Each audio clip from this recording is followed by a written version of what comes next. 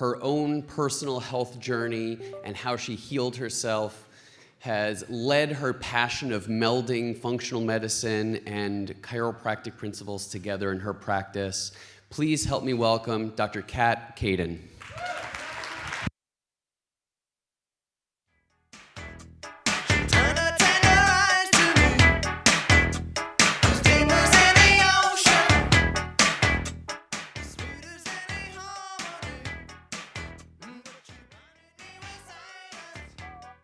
I feel like science is like a scary word to use these days. But hi, everybody. I, of course, lost my voice partially yesterday. Praise law. But I'm really thrilled to be here. I feel like a lot of the speakers this weekend have done, someone said this already, a lot of the legwork in kind of laying the foundation about, actually the word I chose for my year, trust, about talking about trust. And so anyway, I just want to talk a little bit about integrating functional medicine into your pediatric subluxation-based practice, prenatal practice. And I've been doing it, and there are multiple ways to do this, but I'm excited to hopefully give you a little insight into how you might be able to do it as well. Not possible to tell you exactly what to do in 18 minutes or 20 minutes, but I'm going to do my best. So a little bit about me. I graduated March of 2000 with Pam. Woo-hoo! Best class ever. I think it was like the biggest class ever. Really big class, and so it's so great to see that you took over Jeannie's position. I remember talking back and forth on that day when you were flying up. That was a lot. So, and then I did my diplomate because the associate I was working for, was like, there's no money in kids. And I've been working through my money story, so I was like, there's money in kids. He's like, oh, they don't have high-frequency care plans. He should talk to Dan Bronstein. And, they aren't going to be a source of you having a successful practice. So take note and don't tell me I can't do something. So as luck would have it, I continued on and then went to, the pediatric chiropractic classes in the ICPA, in the Ohms house mostly, and Justin and I were in class together. There is nothing like the Ohmstead, nothing. So if you've never been, go. And I did see the peacock, so I did get to see the peacock. But all that aside, I graduated in 2010, and when I was pregnant. But so this is the agenda. I'll go back to this. But today marks 13 years exactly from my diagnosis of Graves' hyperthyroidism and autoimmune type 1 diabetes. It was an autoimmune, it's called LADA, type 1.5. I had 600 blood sugar. And I was insulin dependent immediately. You'll notice there's no insulin pump on me or anything, and I don't do testing really that often anymore. But that's part of the story and why I'm here to show you what's possible. Because I think sometimes when people walk in with all their stuff and we're like principled chiropractors, which I am, we assume that okay, I got this part, and then they got the rest of it with their practitioners. And the problem is we need someone in between. It is way too black and white.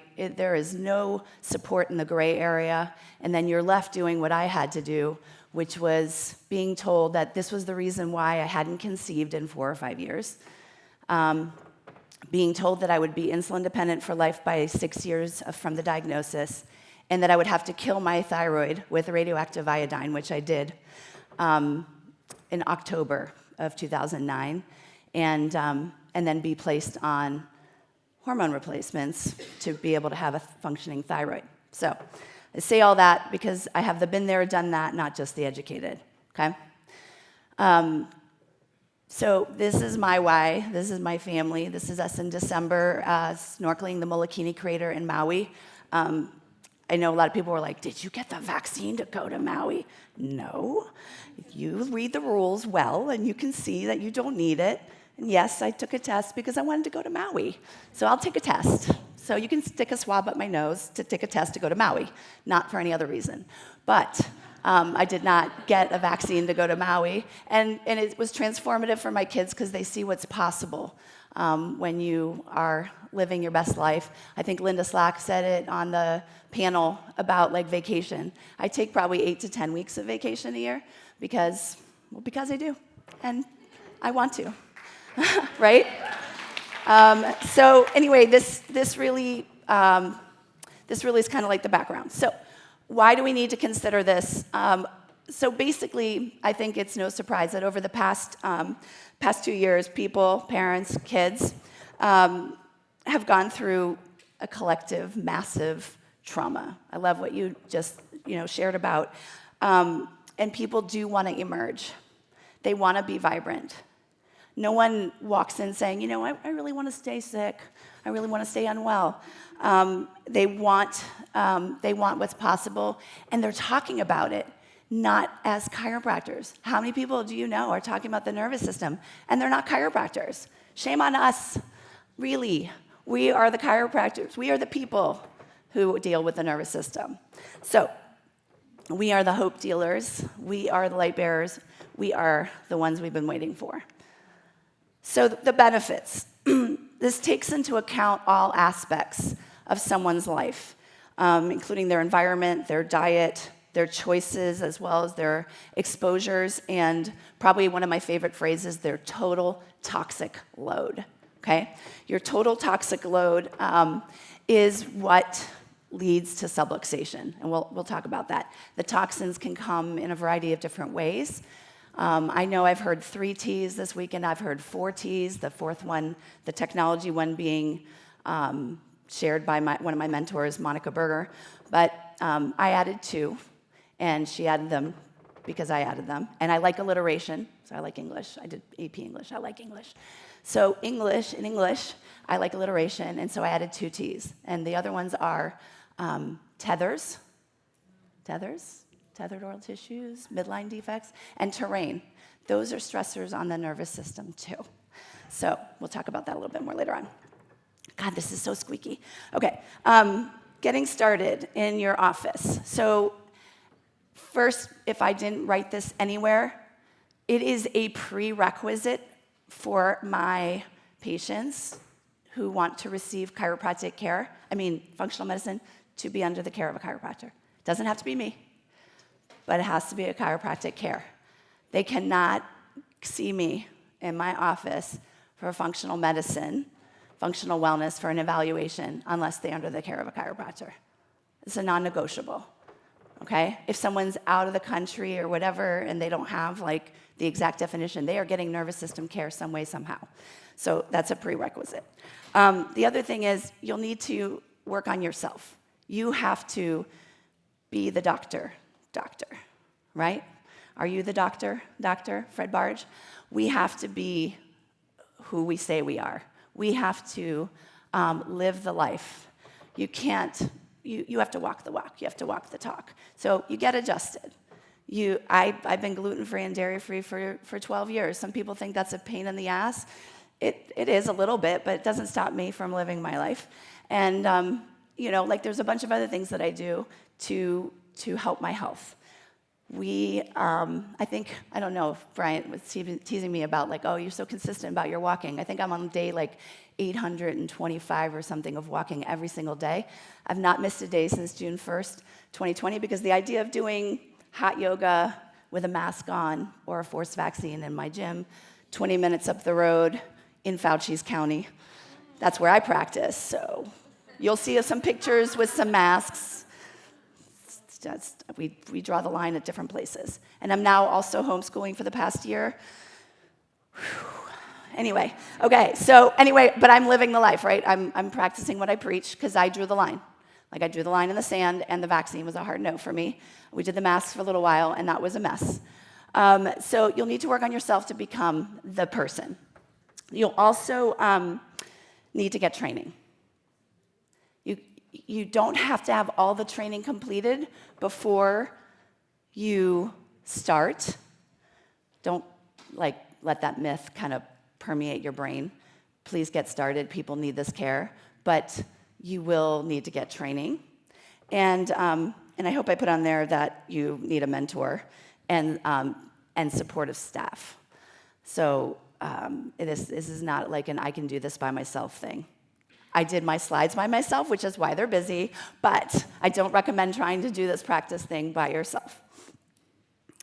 Some of the ways you can integrate things that are kind of in that mixer space. Right eye assessments, HRV, I use an Aura ring. If anybody's wondering, my HRV for the last 24 hours, not so great, but before that it was good, so that's good. Muscle testing, nutrigenomics, supplements, laser. In one of my pictures, there was a laser and a Resi-Max, which is a really inexpensive vagal nerve tuner that I just learned about recently at another conference, chiropractic conference, PS.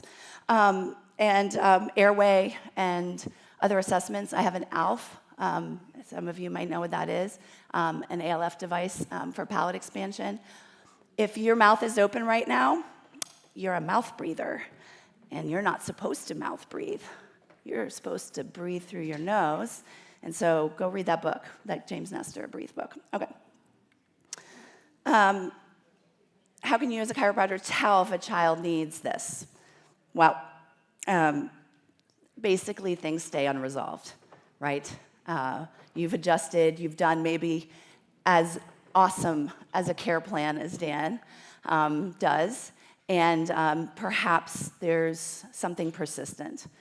The functional wellness practitioners, I like to consider it functional wellness, that's what we call it in our office, because I don't want to play in the word medicine. I don't want it to be misconstrued that I'm administering something that is out of my scope, so we call it functional wellness. But there are many, many things that will contribute to a child being, or a pregnant person, or anyone not being at their optimal. In my practice, we've finally gotten to the point where if you're pretty much male or over the age of 18, you can't come in because we don't have space for you. That's just the way it is. And so cash, it works, it's fine. Don't have any stories around that either. People pay for it because they want it. They do. Even in the DC area. Okay, how the parents know. Because sometimes, it's different. It could be things like fatigue, sleep issues, stimming, tics, constipation, diarrhea, reflux, latch, speech issues, crazy behavior stuff. A lot of people are like, oh, wow, your kids are like so well behaved. And let me tell you, I didn't tell you this, I had the most awful first birth that that I could have, right? I had met Ina May while I was pregnant and talked to everybody at the ICPA conference that fall when I got my thing, and then had the induction, because I couldn't be with midwives because I was insulin dependent, right? Failure to progress. 2.5 days later, my stubbornness was persisting, and they're like, you're at 1.5 centimeters, give or take, with, And so we tried the epidural, we tried the rupture of membranes, we tried all the things, and then 10-day NICU stay, lumbar puncture, vitamin K under duress. And so my children are my why because, my second son is a VBAC, still in a hospital, still with an epidural, still on insulin, but better breastfeeding. And I have been there, done that again. I don't know why the universe feels like I need to go through it, but apparently I do. So all of these are signs. If you have a rash, you're not pooping, you're not sleeping, you're hangry, you're not healthy. That's it. You're not healthy. I don't care how adjusted you are. You're not healthy. So I hope this little video will play. I did a speed version recording of what I do in my ROF for everyone, especially my functional med my chiropractic patients. Is there a way for that to play? Rando, you said it would play. How do I make it play? There we go. It's super fast, but I do this on a big whiteboard that you can buy from Post-it. It clings to your wall. Buy some dry erase, buy a Post-it. And I explain that all those 6 T's interfere with our neural efficiency and our ability to have innate function optimally. And I talk about symptoms, I talk about malfunction, I talk about subluxation to all of my patients. So these are, I had to have my picture of Jeannie, right? No, it wasn't part of our assignment, but I happened to have that picture of Jeannie. That was the last time I think I saw her. I think I saw her after the 2018. I saw her for one of the last times I took the Webster. And she also had me help. Was it John? Was it you, Doc? She had me help out too. She's like, I need help. These are just some of the ways that biohacking and functional medicine look in my office. So if you're doing some of these things, guess what? They're mixing. And you're also practicing functional wellness. You are actually helping people beyond and helping bridge the gap. And there's so much more to it. But I love interpreting labs. My personal passions are Lyme, mold, pandas, because I've lived it, right? So I had to learn about it. After I went through all of that stuff and had my kids and then had my crazy eczematous rash, that is one of the nastiest rashes ever, and mast cell and all these different problems, I actually started doing some work with one of our mentors, and it got me thinking about, the functional space when I was working with Dr. Berger, and then I was like, I'm gonna go become an IFMCP. So I graduated in December of 2019 while accomplishing some other stuffs in other areas of my life, so I felt really accomplished, and then the world shut down right afterwards. And so I feel like I haven't had the opportunity to really do all of this the way I want to do it, but I'm doing it the best that I can right now, and I'm going to be actually changing my practice structure because I remember reaching out to Pam too. I was like, she's like, what about a PMA? So I was like, okay, I'll look into it, and then I didn't, and ended up Yet, I have a patient who is certified in PMA advising too, but the bottom line is I'm going to be joining an airway practice, and it's their dream. Get this, it's their dream as natural dentists to have me on board. Okay, I got to just decide which parts of their massive and expensive, beautiful practice that they're building out that I'm going to have. Yes, it's a bit of a shift, but I'm kind of done after the last 2 years. I felt done. I felt ready to throw in the towel, but I know my work isn't done. And so this is the best way for me to move forward, to not be the brick and mortar business owner on my own, to pay someone a rent and have it look different for a little while, to heal and take some time and still see my people and still care for people to the best of my ability and help them to have, get pregnant, stay pregnant, have babies, have them breastfeed, get rid of the mold, Lyme, all that stuff. So, common misconceptions and thoughts. It is truly subluxation work. We can all learn the language necessary to share this with our patients and providers. And you don't need to have it all figured out. The vagus nerve is where it's at, and the action steps are getting yourself well, get training where you're passionate, find a mentor, get coaching for implementation, just do it and start. A jack of all trades is a master of none, but oftentimes better than a master of one. So there's my QR code. That's just for my IG. So thank you, guys. Woo. Woo.